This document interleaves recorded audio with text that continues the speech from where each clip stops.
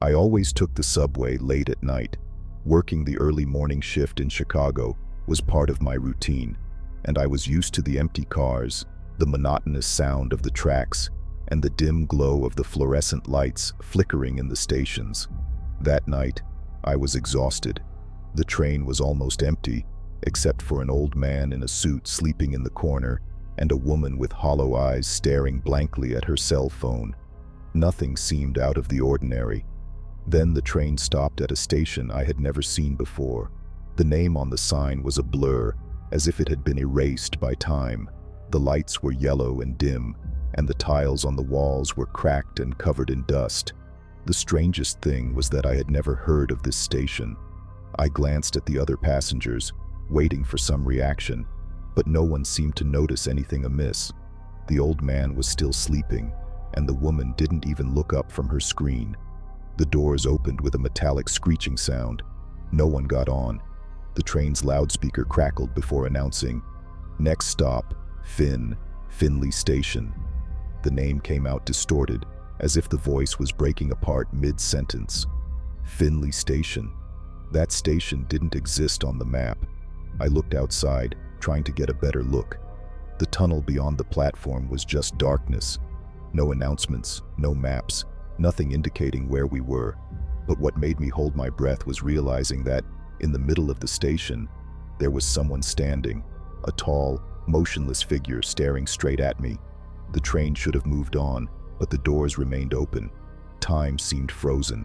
Then the light flickered, and the figure was closer. My chest tightened. I didn't see it move. I knew I shouldn't look. I shouldn't get off the train. But before I could react, the loudspeaker crackled again, and a voice whispered inside the carriage, "Get off. Get off." The voice seemed to be coming from inside the carriage, but when I looked around, no one was moving. The man in the suit was still asleep, and the woman was still staring at her cell phone, as if nothing was happening. But the figure outside was still watching me. The station lights flickered again, and then she was closer. My lungs felt like they couldn't take in air. My whole body was screaming at me not to get out, not to obey that voice. But at the same time, my legs were locked. The doors were still open. The train wasn't moving. It was as if time had stopped. "Get off."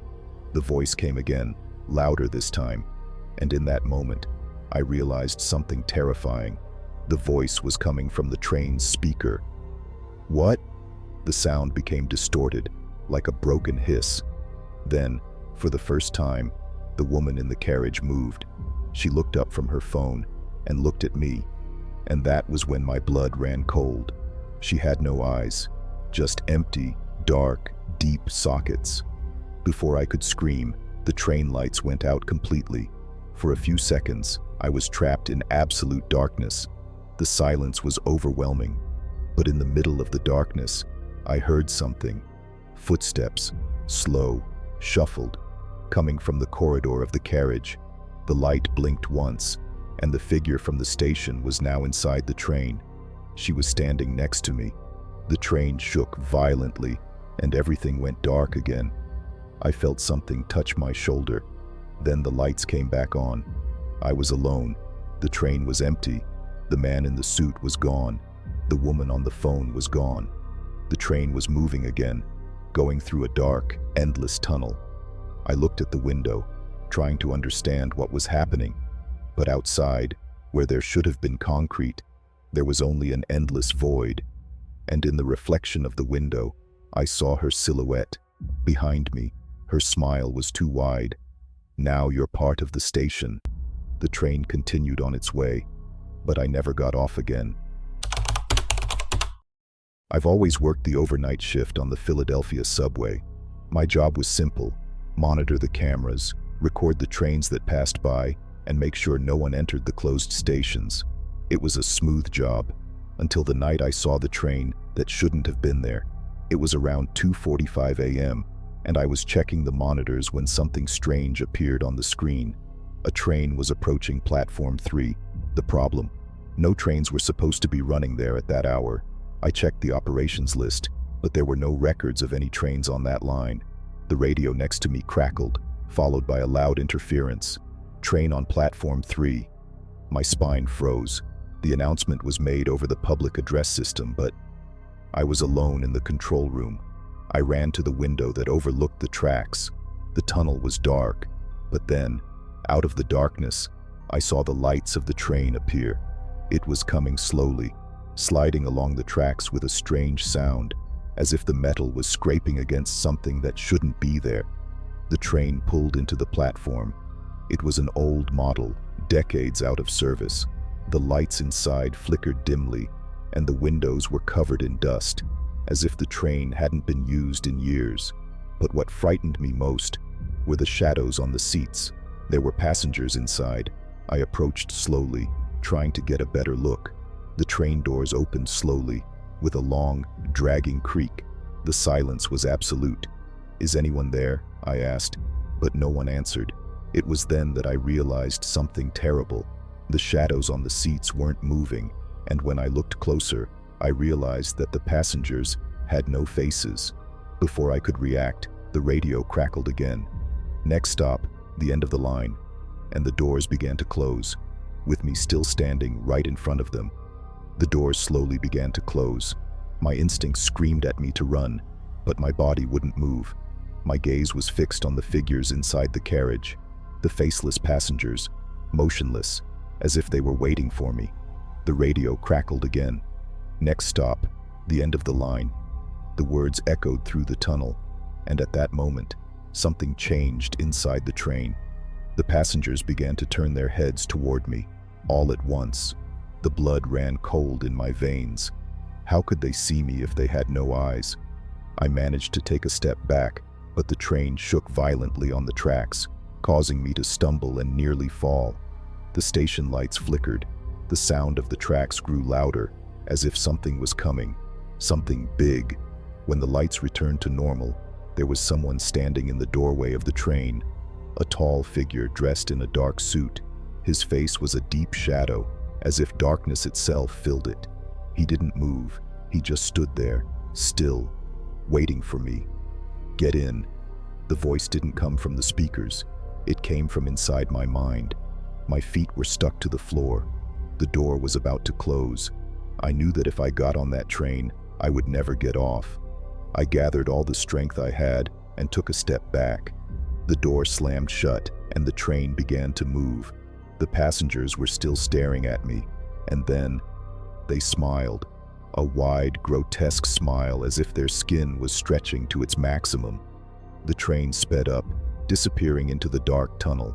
The sound of the tracks grew more and more distant, until silence filled the station. I couldn't breathe. My body shook. The train should never have been there, but I saw it, and it saw me. The radio crackled one last time. "We'll come back for you." The next morning, I checked the traffic records. There had been no trains registered on that line the night before. No cameras had recorded anything. It was as if it had never happened, but I know the truth, because every night I hear the tracks vibrating in the dark, and sometimes, when I'm alone at the station, I see lights flashing at the end of the tunnel. The train is coming back, and next time, maybe I won't be able to resist. The last train of the night was always my best option for getting home. Quiet, almost empty, without the chaos of rush hour. After working late in downtown Washington, D.C., all I wanted to do was sit down, close my eyes, and forget about the world until I got to my station. That night seemed like any other. I arrived at the platform, checked the time on the digital display, and waited. The subway was running late, nothing unusual. I looked around and noticed that I was the only one waiting. A cold wind blew through the tunnel, and then the train arrived. The doors opened with a long metallic hiss. Car 6 was completely empty.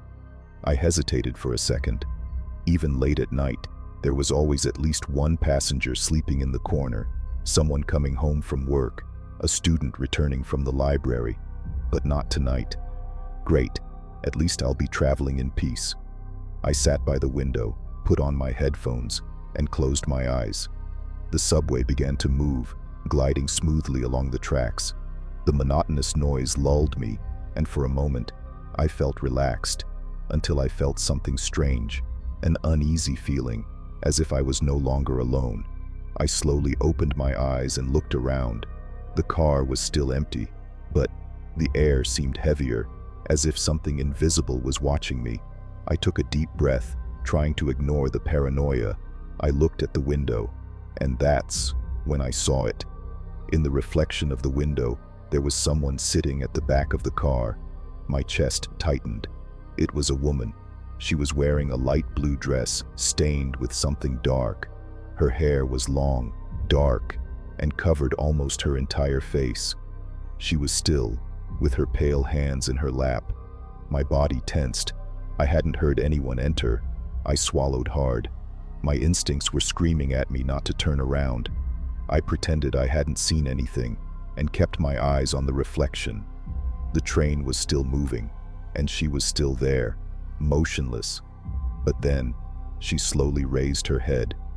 In the reflection, I saw two blank white eyes staring back at me. My breath caught in my chest. I turned my head sharply to look directly at her, and the seat was empty. My eyes returned to the window. She was still there, in the reflection. The lights in the car flickered once, and the sound of the tracks became muffled. Everything seemed to slow down. That's when I heard it. A creak, a low, dragging sound, the sound of a seat moving. Behind me, my entire body stiffened. I didn't want to look. I didn't want to see what was happening. But in the reflection, I saw the blue dress slowly approaching. She was coming. The light flickered again.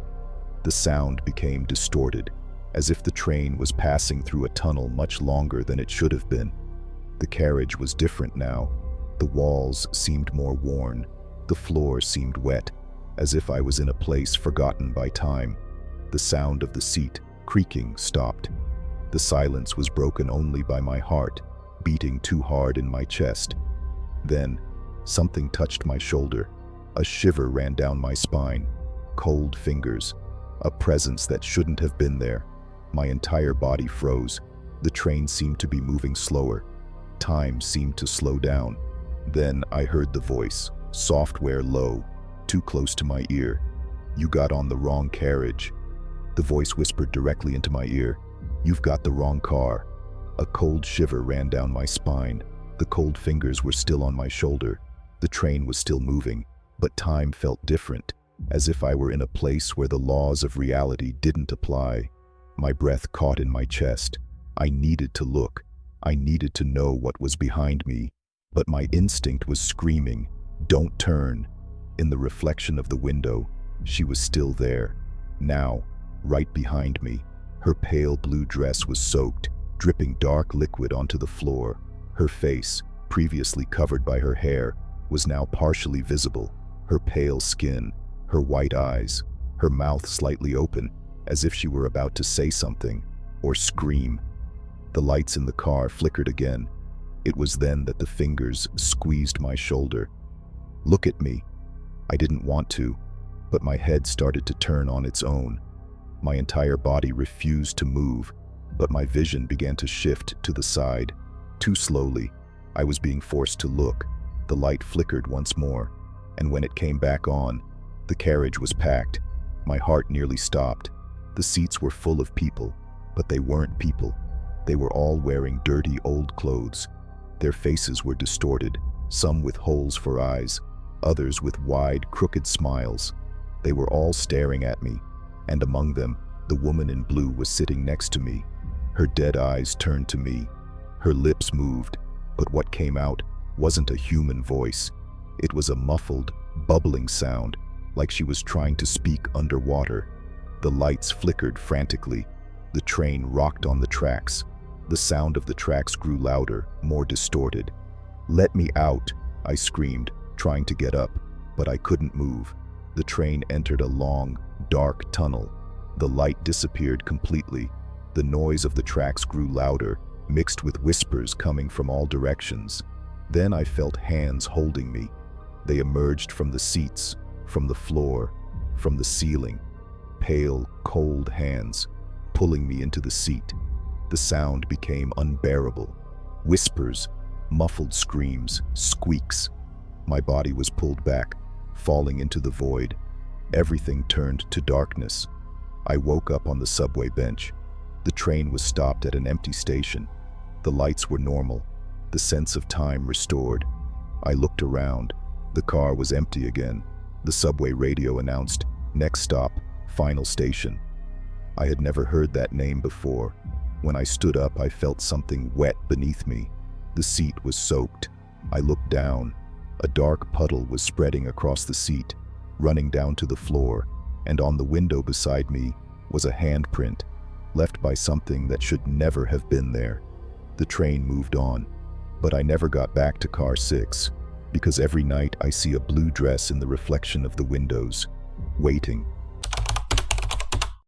I work security at the abandoned Michigan Central train station in Detroit, or at least it was supposed to be abandoned, but every night something happened.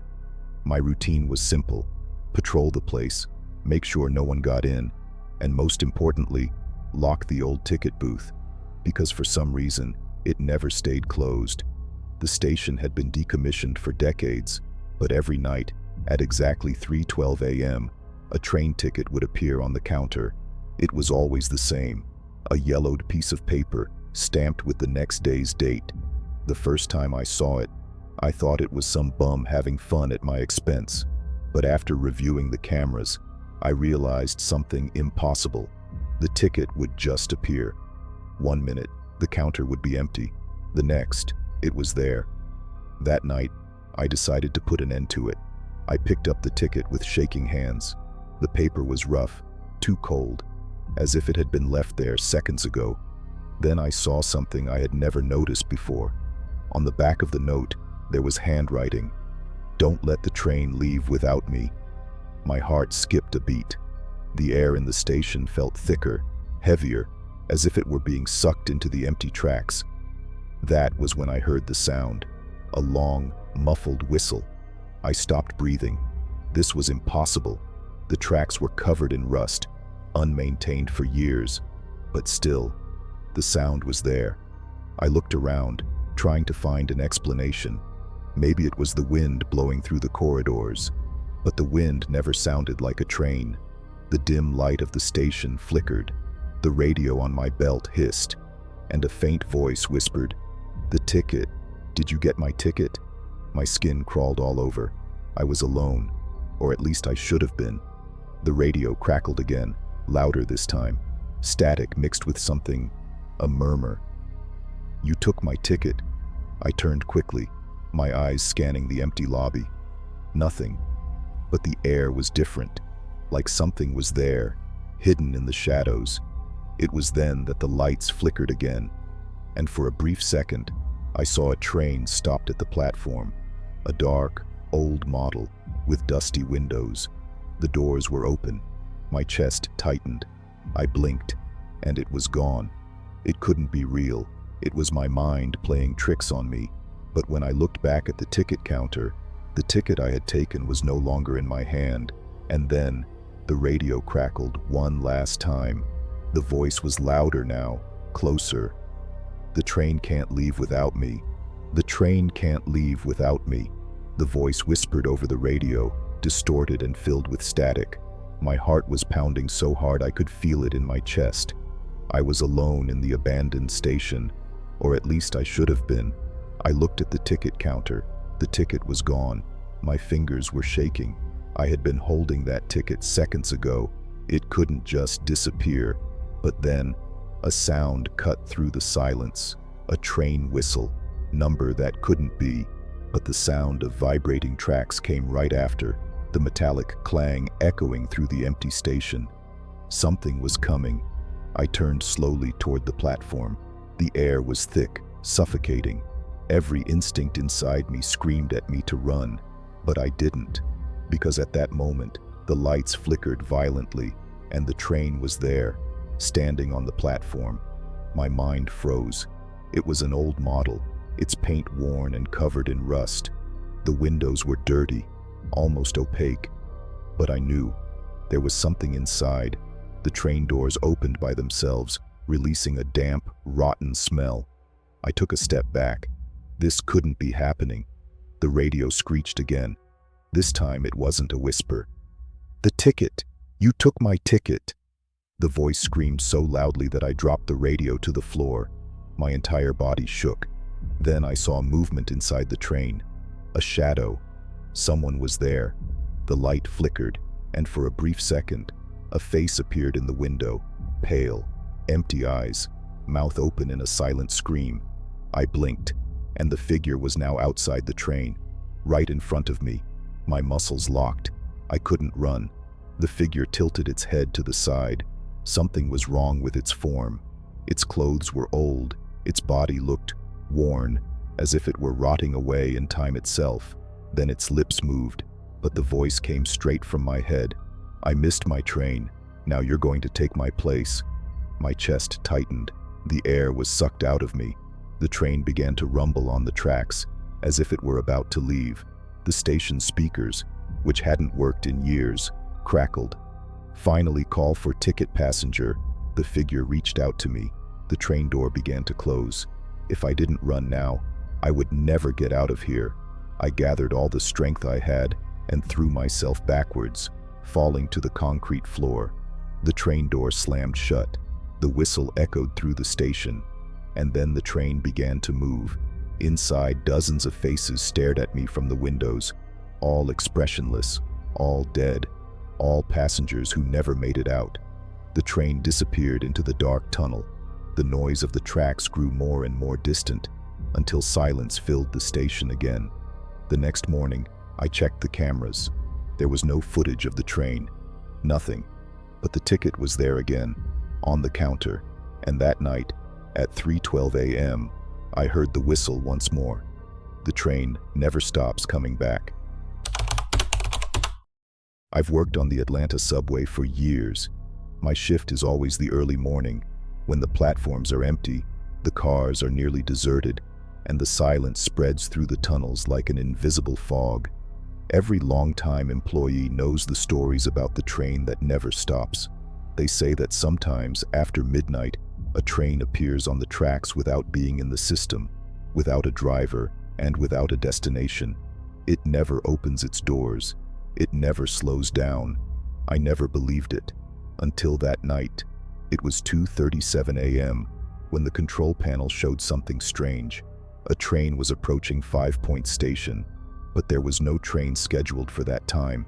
The platform camera captured the lights in the tunnel. They flickered erratically, as if the train was oscillating between the real and the impossible.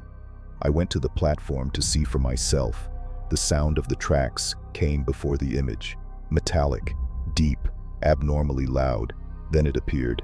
A dirty old train with faded paint. The headlights flickered like candles about to go out. The windows were covered in a thick layer of dust, but still, there were shadows inside. Passengers. The train slowly passed the platform. My eyes tried to focus on the figures inside.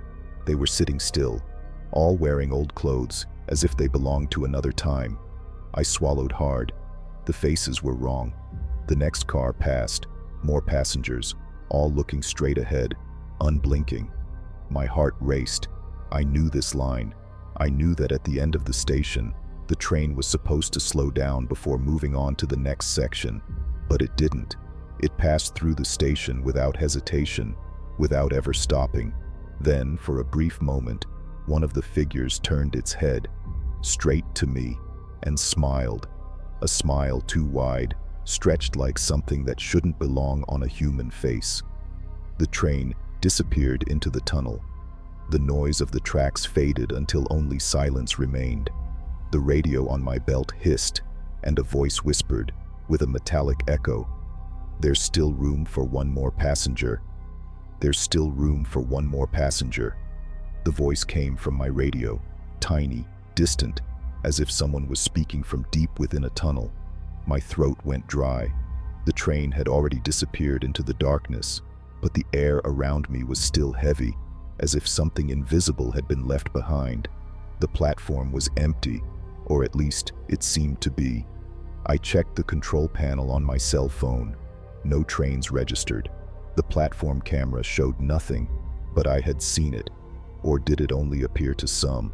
I forced myself to take a deep breath. Maybe it was just fatigue. Maybe my mind was playing tricks on me. But then, the panel blinked. Next train in 2 minutes.